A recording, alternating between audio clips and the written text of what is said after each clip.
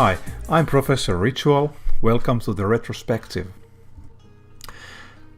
During the Commodore 64 lifetime, roughly 4,000 games were produced, and in the peak years 84 till 88, roughly 2,300 games were produced. Now today's topic is year 84, and we know that roughly 520 games were produced and released this year.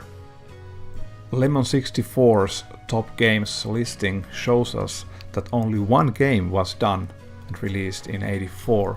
That's Impossible Mission. Now again, this is my surprise for you. This game is not on my list. Let's go to the dropouts. Yes, Impossible Mission.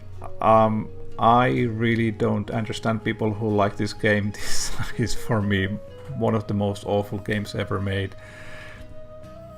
Baggitman, quite nice atmosphere and nice music too, but it's a bit unplayable. That's why I had to drop out this pretty decent game. Tapper, all around nice game, just didn't make my list. Summer Games, yes, this maybe should be on the list.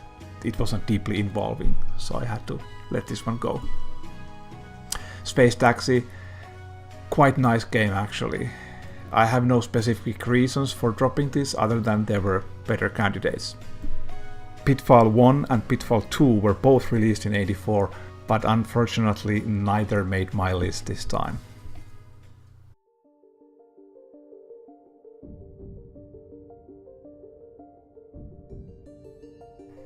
Number 1 is Bruce Lee. Yeah, who could forget this one? This is still one of my favorite games for rainy days. It won't let you down. Just try it.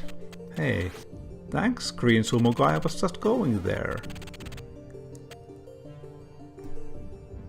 Number 2 is Boulder Dash. Yes, this rock sliding game is ingrained to minds of millions of people.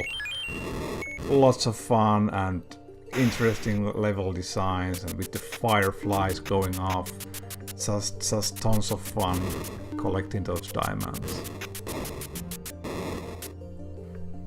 Number 3 from Parker Brothers is Mr. Deuce Castle. I think this game is often underrated. This is an arcade clone and it offers lots of challenging situations and lots of fun, I think. By the way, let's see how to end a level like a boss. That monster is going to turn into a flag right now.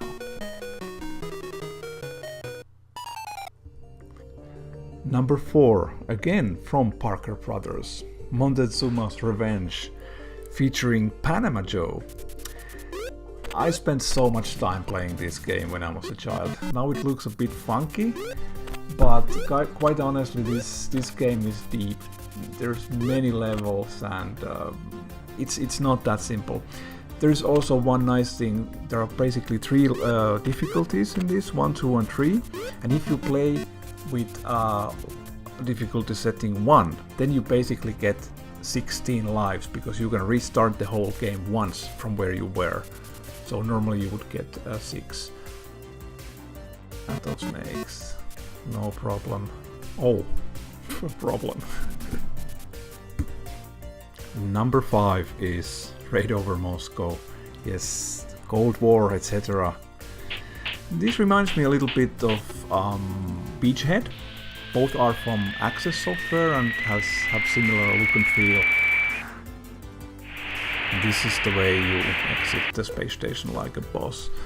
These transition screens are identical to Beachhead. Yes, and there are many subparts to this game, kind of many mini games within a game. So quite like it. Very playable, very enjoyable game as a whole. Raid Over Moscow.